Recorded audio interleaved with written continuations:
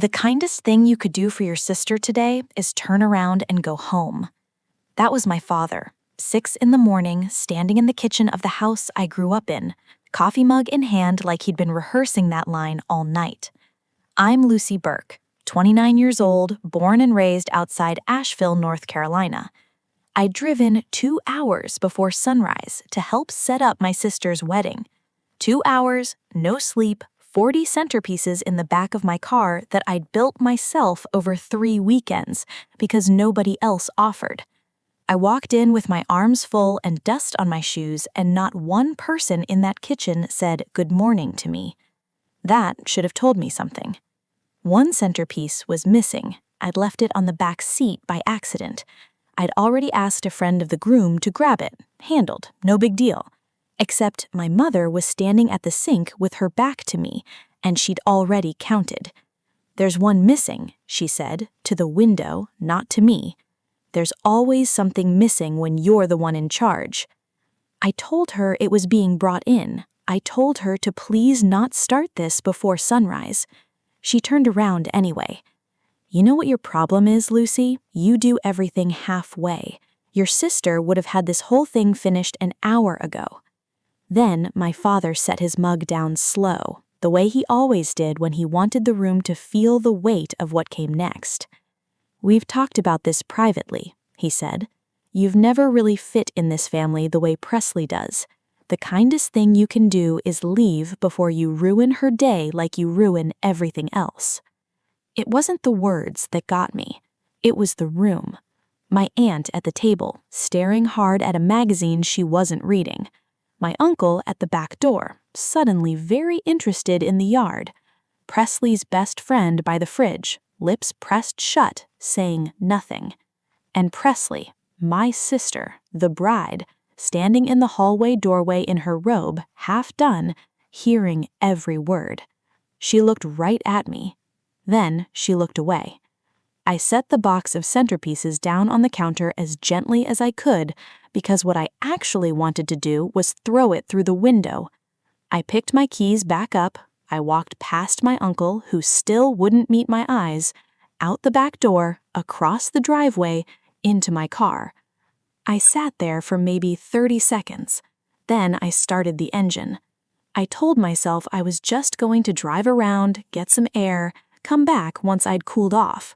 I believed that for about 3 miles. Then something shifted, quiet, certain, like a door locking from the inside. I didn't turn around. If you've ever been the one who's always almost enough for your own family, stay with me, because what happened 4 hours later, once they realized I wasn't coming back, is going to make you furious. I found out what my mother did next from a stranger at a gas station outside Boone, North Carolina, 2 hours north of Asheville, halfway through a coffee I wasn't really drinking. My phone lit up, a message from a woman named Carol. Not my Aunt Carol, a different Carol, someone I'd worked with years ago and hadn't spoken to since. "Lucy, have you seen what your mom posted? You need to see this." I put the coffee down. My mother, Diane Burke, didn't do social media the way normal people did. She did it like she was building a case file, every post measured, every word chosen for maximum sympathy. 25 years of reputation in that town, church committees, school fundraisings, the woman who held the family together, and she knew exactly how to spend it. The post had over 300 reactions by the time I read it. She hadn't used my name. She didn't need to. Heartbroken that on our daughter Presley's wedding day, we discovered a significant amount of money missing from the family account. We're older now, and we trusted the wrong person for far too long. Please keep our family in prayers. Older now. My mother was 59 and had run a half marathon 4 months ago. Sure. The comments were exactly what you'd expect from people who knew my mother and hadn't seen me in years. "So sorry you're going through this. Some kids just don't appreciate what they're given." One woman from her church wrote, "You gave that girl everything, Diane." I read that line twice. Everything. I thought about the 18 months I drove her to physical therapy after her knee surgery. I thought about the wedding deposit I'd paid myself when Presley's card got declined 2 weeks before the venue was due.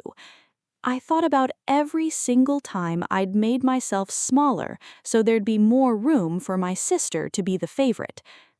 Everything. Right.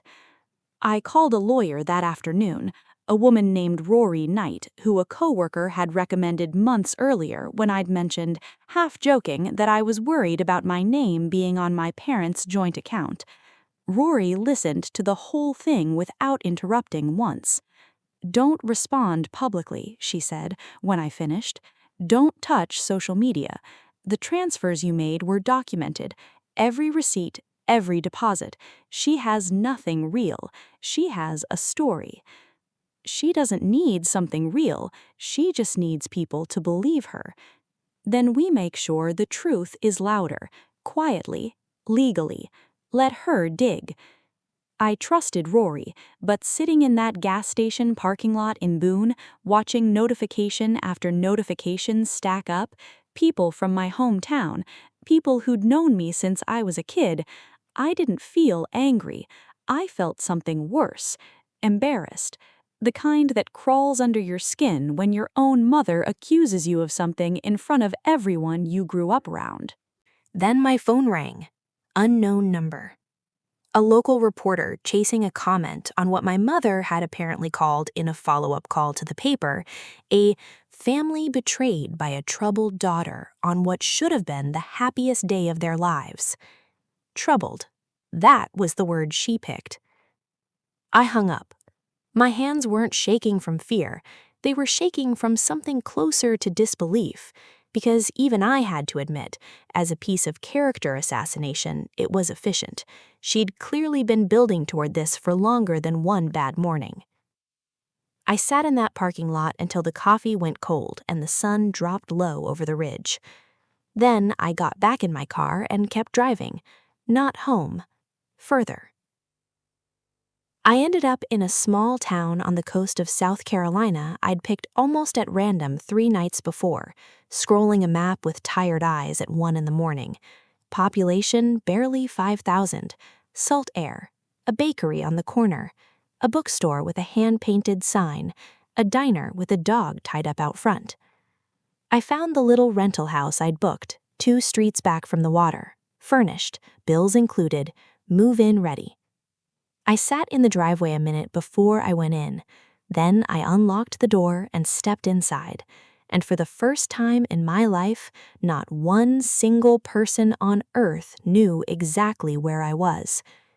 I thought that would feel lonely. It felt like the first full breath I'd taken in years.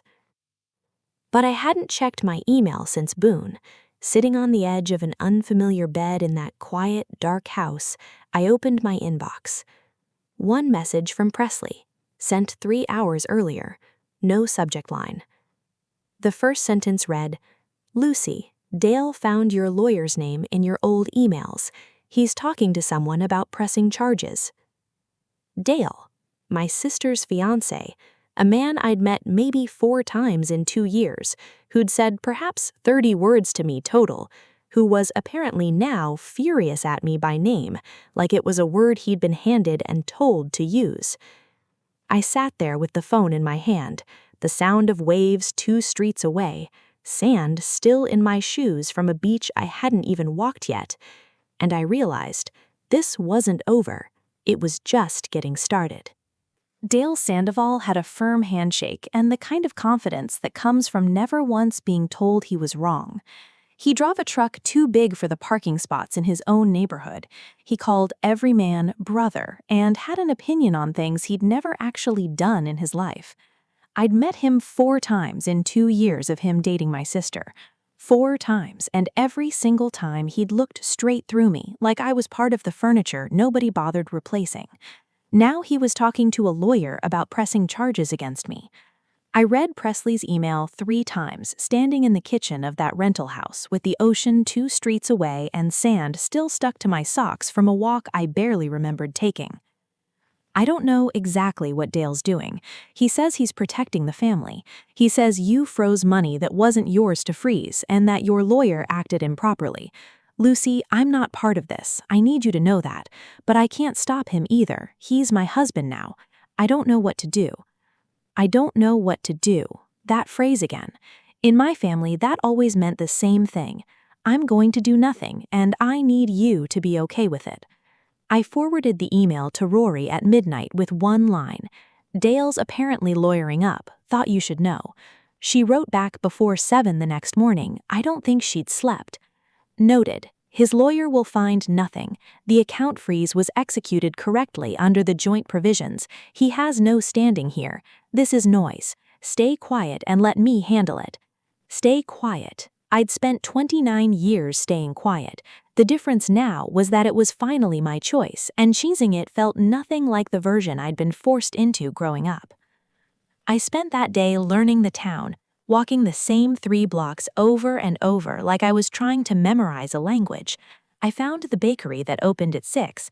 I found a library with decent Wi-Fi and a librarian who looked like she'd heard every sad story a person could tell her, and forgotten most of them on purpose, out of mercy.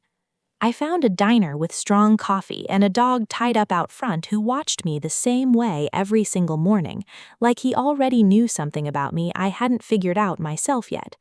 I set up freelance work that afternoon, a new business account under my middle name, a simple site built overnight showcasing 3 years of design work I'd been doing quietly on the side while I ran myself into the ground for everyone else. I sent samples to 6 small businesses around town. 2 responded within a day. By the end of the week, I had 3 paying clients and enough coming in to cover rent with a little left over. It wasn't much, it was mine, and nobody could take credit for it but me. But Dale wasn't finished. Men like him don't let go once they feel like they've been made to look small, even over something that has nothing to do with them. It's never really personal, it's just how they're built. They need somewhere to put the feeling, and I was standing right there, 3 states away, an easy target who couldn't defend herself in person. On the 9th day, a letter arrived, forwarded from my old address. Dale's attorney, formal, cold, accusing me of deliberately freezing joint funds belonging to my parents with intent to cause financial harm, and demanding I respond within 14 days or face further action. I photographed every page and sent it to Rory. Her reply was one line, "Leave it with me, go outside, you need the air more than you need to read that letter again." So I did. I walked down to the water, past a row of docked boats, one pelican watching me from a piling like he already knew how this story ended and wasn't especially impressed by it. I stood at the edge of the pier and looked out at the water, gray, wide, completely indifferent to anything happening in my life, and I thought about my mother reading that letter before Dale ever sent it, because she had. I knew she had. That letter had her fingerprints all over it, the framing of it, the specific cruelty of the word deliberate. She'd handed him the weapon, he'd just signed his name at the bottom. And Presley stood somewhere in the middle of it, doing nothing the way she always did. I walked back to the house. There was a voicemail waiting. Not Rory, not Presley, not my mother. My uncle, Billy Hughes, my father's younger brother, the one who'd stood at the back door that morning in the kitchen, staring at the yard like it had become the most interesting thing he'd ever seen. His voice was rough, the way men get when they're trying to say something they never learned the words for. "Lucy, it's Billy. I should have said something that morning. I didn't. I'm sorry, kid. There's something else too. Call me back when you can." I sat down on the porch steps and played it 4 more times, focusing on that second part. There's something else. Then I called him back. He answered on the first ring, like he'd been sitting there holding the phone, waiting for it to go off. "You called back," he said, not surprised, relieved. "I told you there's something else. What is it, Billy?" He went quiet for a second, wind on the line. He was outside, probably down by the fence line where he used to go as a kid whenever he didn't want anyone in the house to overhear him. "Lucy," he said, slow, like he was still deciding whether to say it. Do you know how long this was actually being planned? Not that morning, before it. Something cold moved through my chest. What do you mean, planned? I mean, your mother and Dale talked about that account 2 weeks before the wedding. I was there for part of it, and Lucy Presley was in the room when they said it. I sat on that porch step with the phone still warm against my ear, and I made Billy say it again, slower. Presley was in the room? I repeated. You're telling me she knew before I ever drove down there? She knew there was a conversation, Billy said. I don't know how much she understood at the time. She might not have known exactly what your mother planned to do or when, but she heard Dale bring up the account. She heard your mother agree something needed to happen before things got, and this is the word he used, complicated. That was 2 weeks before the wedding, Lucy. 2 weeks. I thought about my sister standing in that hallway doorway in her robe, curling iron still in her hand, watching our parents take me apart in the kitchen.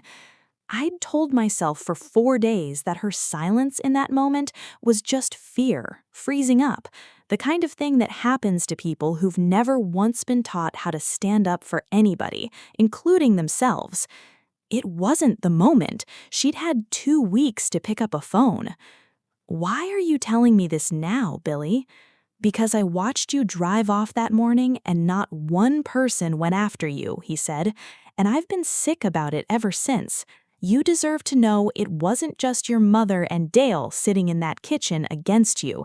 It was all of them, Presley included. I thanked him. I meant it, even though the words felt small next to what he'd just handed me. We hung up, and I sat on those steps a long time, past when the porch light should have been enough and wasn't, watching the tide come in 2 streets away that I still couldn't see, only hear. Presley called 4 days later. I almost didn't pick up. Then I thought about what Billy told me, and I realized I wanted to hear what she'd say now, with me already knowing. Lucy, please don't hang up. Her voice was thin, worn all the way down. I think you heard something from Billy. I don't know exactly what he told you, but I have a guess. Tell me how it sounds from where you're standing, Presley. Silence on the line long enough that I almost thought the call had dropped. Then quieter. Dale said something needed to happen with the account before the wedding. I heard him say it to Mom. I didn't think. I told myself it wasn't really my business, that it was between the two of them and their own money, that it had nothing to do with. It had everything to do with me, I said. I drove 2 hours in the dark. I built 40 centerpieces with my own hands over 3 weekends, and the entire time you knew there was something coming aimed at me, and you let me walk into that kitchen anyway. She was crying now. I could hear it, the specific way her breath caught between words, the same way it always had since we were kids. I should have called you the night before, she said. I keep going over it, and I don't have a good reason for why I didn't. I was scared of what Mom would do to me if she found out I said something. That's it. That's the whole reason. And I know it's not a good one. At least it was honest. My mother had spent 30 years teaching both her daughters that silence was safer than the truth. Presley had learned that lesson perfectly. I'd just never expected to be the one it finally cost. I'm not asking you to fix it. I don't think you can. I just needed you to hear you say it out loud. Are you going to talk to me again, ever? I don't know yet, and for the first time in my life, that answer felt honest instead of cruel. I hung up. I sat in the quiet of that little house with the bathroom tap dripping somewhere behind me and the ocean 2 streets away that I still couldn't see, only hear. My phone buzzed again. Not Presley, Rory. Dale's lawyer withdrew the letter this morning. No standing, exactly like I told you. But Rory, I want you to look at something in the bank documentation you sent over. There's a transfer out of the joint account, $11,000 dated 9 days before the wedding, before your mother ever posted anything, before she ever accused you of taking a cent. I read it twice, sitting very still on that porch step with the phone lighting up my hands in the dark. 9 days before the wedding, before I even knew there was money missing, before my mother stood in a kitchen and told me I do everything halfway. She'd taken it herself. Then she built an entire story in front of nearly 1,000 people about a daughter who stole from her. I didn't confront my mother by phone. I didn't post anything online.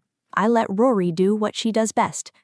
She sent the bank documentation to Dale's lawyer first, since he was the one who'd started this with a letter.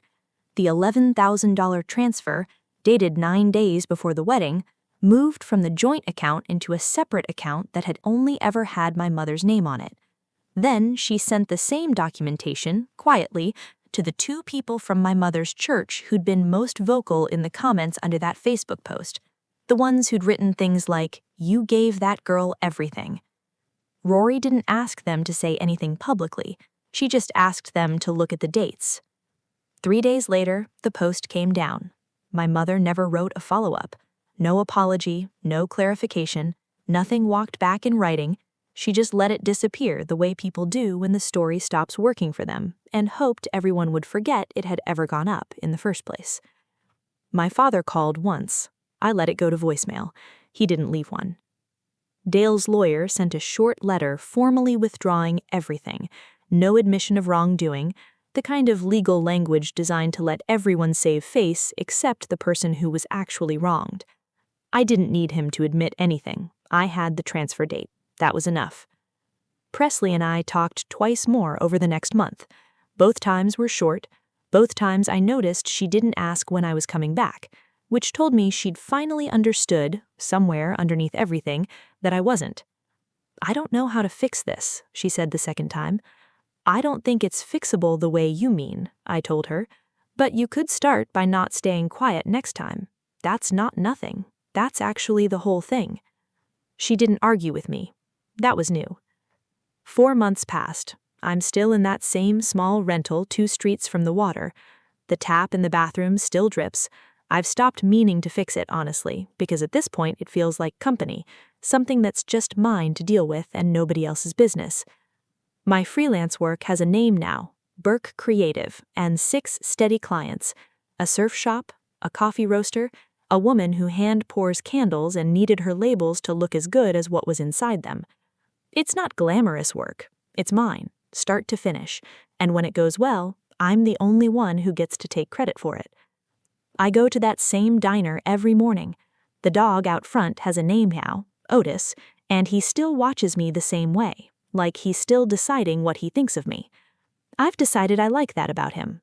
Not everyone should trust you right away. It should be earned. I found the librarian's name is Pat, and we've had a running argument for 2 months about whether a certain author counts as literary fiction. She thinks I'm wrong. I think she's wrong. Neither of us is going to budge, and honestly, that's the best part of my Tuesdays now. I looked up Robin. No, wait, there's no Robin in this version. Let me tell you what I actually did instead, because it matters more. I looked up how much it would cost to buy my name out from that old joint account for good, the one my mother still technically had access to, the one I'd frozen and she'd already drained before she ever accused me of touching it. Rory handled the paperwork. 2 weeks later, my name was off it completely.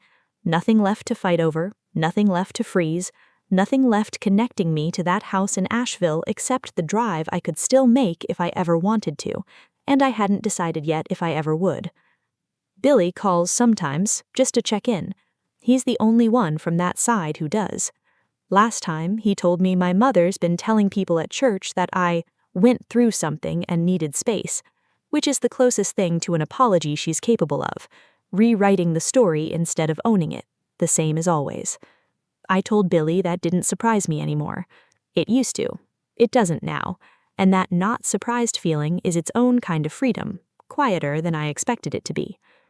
Here's what I know now that I didn't know standing in that kitchen 4 months ago. The people who need you to be the problem in their story aren't going to rewrite it just because you leave. They'll build a new version that still makes you the villain, and they'll believe it, mostly because believing it is easier than looking at themselves. You can't wait around for the day they finally see you clearly. That day isn't coming, and waiting for it will cost you years you're not getting back. What you can do is walk out the back door at 6 in the morning, drive 3 miles down a road you know by heart, and decide their version of you isn't the one you're going to keep living inside. You can build something small and real in a town where nobody's heard your mother's version of your name. You can let the tap drip. You can argue with the librarian on Tuesdays. You can be quietly, stubbornly, and without asking anyone's permission, enough. I'm Lucy Burke, and I'm just getting started.